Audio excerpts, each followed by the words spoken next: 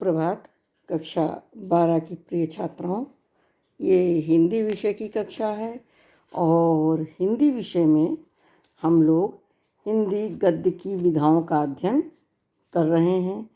पिछली कक्षा में हम लोगों ने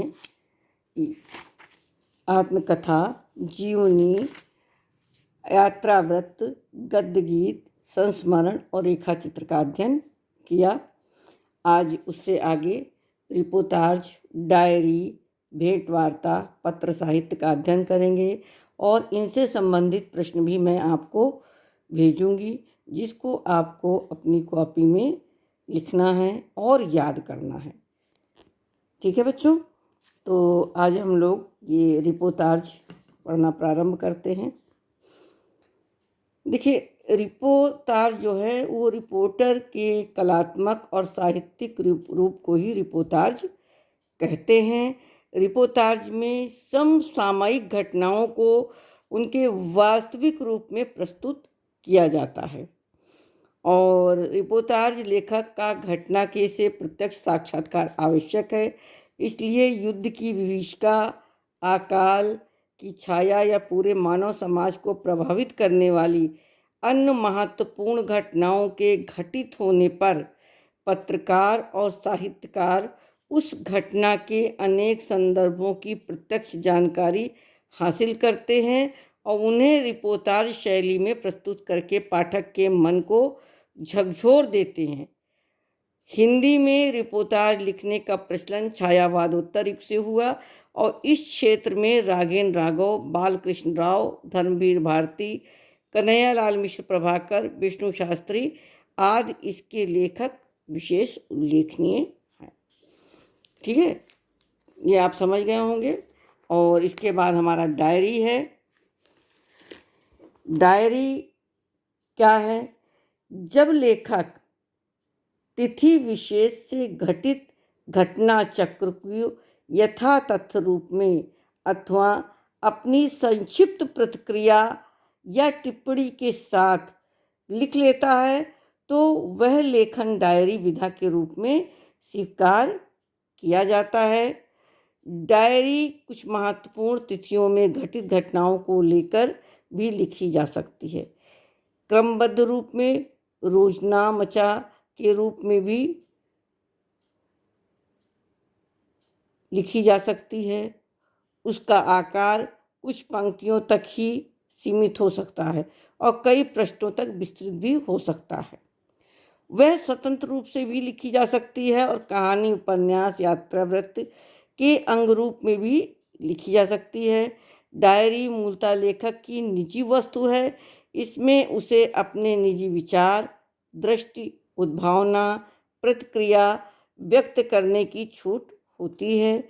दूसरी बात है कि जिस लेखक का सारा जीवन ही सार्वजनिक हो, उसकी डायरी सार्वजनिक बातों को लेकर लिखी जाए। कभी कभी डायरी घटित तथ्य को आधार न बनाकर संभावित और काल्पनिक सत्य को लेकर भी लिखी जाती है। इसमें शिल्प डायरी का होता है, किंतु तथ्याधार सार्वजनिक होता है। हिंदी में डायरी विधा का आरंभ छायावादी युग से माना गया है। ये देखिए, मैं अंडरलाइन भी कर दे रही हूँ। और इस संदर्भ में धीरेन्द्र वर्मा कृत मेरी कॉलेज डायरी उल्लेखनीय है। छायावाद उत्तर युग में इलाचंद्र जोशी, रामधारी सिंह दिनकर, शमशेर बहादुर सिंह, मोहन राकेश आदि की डायरियाँ प्रकाशित हुई हैं। तो जो प्रश्न रहेगा, डायरी का प्रारंभ कब हुआ या डायरी किसे कहते हैं और इसके प्रमुख लेखक कौन हैं, प्रश्न आपका यही होगा। भेंट वार्ता। जब किसी महान दार्शनिक, राजनीतिज्ञ या साहित्यकार से मिल करके साहित्य, दर्शन और राजनीति के विषय में कुछ महत्वपूर्ण प्रश्न किए जाते हैं और उनसे प्राप्त उत्तरों को व्यवस्थित ढंग से लिपिबद्ध कर लिया जाता है, तो वो भेंट वार्ता की सृष्टि होती है या वो इसे भेंट वार्ता कहते हैं। भेंट वार्ता वास्तविक भी होती है और काल्पनिक भी। भेंट वार्ता में जिस व्यक्ति से भेंट की जाती है उसके स्वभाव, रुचि, कार्यकुशलता, बुद्धिमत्ता और अपनी उत्सुकता, संभ्रमता आदि का उल्लेख करके लेखक भेंट वार्ताओं को अधिक रुचिकर बना सकता है। और हिंदी में वास्तविक और काल्पनिक दोनों प्रकार की भेंट वार्ताएँ लिखी गई हैं। वास्तविक भेंट वार्ता लिखने वालों में पद्म सिंह शर्मा और रणवीर सांघा का नाम उल्लेखनीय है। काल्पनिक भेंट वार्ता लिखने वालों में राजेंद्र यादव, चैखव एक इंटरव्यू और श्री लक्ष्मी चंद जैन, भगवान महावीर एक इंटरव्यू उल्लेखनीय है। भेंट वार्ताएँ छायावाद उत्तर युग में लिखी गई हैं और अभी हिंदी में इस विधा का विकास पूरी तरह संभव नहीं है। अब ये आपका जो सबसे आखिरी विधा है वो है पत्र साहित्य। जब लेखक अपने किसी मित्र, परिचित या अल्प परिचित व्यक्ति को अपने संबंध में या किसी महत्वपूर्ण समस्या के संबंध में उसकी और अपनी सामाजिक स्थिति को ध्यान में रखकर उचित आदर, सम्मान और प्रेम का भाव प्रकट करते हुए निजी तौर पर मात्र सूचना, जिज्ञासा या समाधान लिखकर भेजता है और उत्तर की अपेक्षा करता है, तो वह पत्र साहित्य का सृजन करता है। पत्र नितांत निजी हो सकते हैं और सार्वजनिक भी। पत्र पत्रिकाओं में प्रकाशनार्थ भेजे जाने वाले पत्र प्रायः सार्वजनिक पत्रों को लेकर लिखे जाते हैं। अब ये हमारे पत्र साहित्य का प्रारंभ कब हुआ?